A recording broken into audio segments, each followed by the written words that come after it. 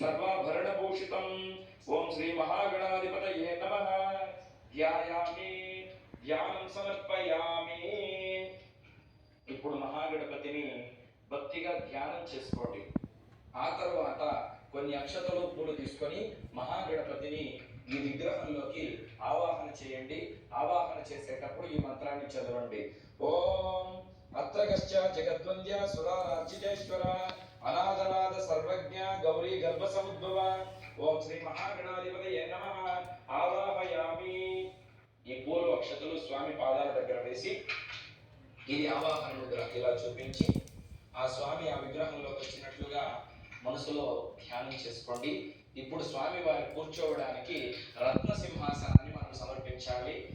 కొన్ని అక్షతల్ని పుష్పాలని తీసుకొని ఈ మంత్రాన్ని చదవండి. ఓం మౌక్తికైః పుష్పరాగైశ్చ నానా రత్నైర్విరాజితం రత్న సింహాసనం చ ప్రీత్యర్థం ప్రతిగృహ్యతాం. ఓం శ్రీ మహాగణాధిపతయే నమః. రత్న సింహాసనార్థ అక్షతాన్ సమర్పయామి. ఇప్పుడు స్వామి వారికి అర్ఘ్యం సమర్పించండి. దేవుడి కోసం మనం కలశం పెట్టుకున్నాం కదా, ఈ కలశంలో ఉన్నటువంటి నీళ్లను తీసుకొని స్వామి వారి చేతులకు చూపిస్తూ పక్కలో ఉన్న బిళ్ళల్లో వదిలేస్తూ ఈ మంత్రాన్ని చదవండి. ఓం గౌరీపుత్ర నమస్తేస్తు శంకర ప్రియనందన గృహాణర్ఘ్యమయా దత్తం గంధ పుష్పాక్షతై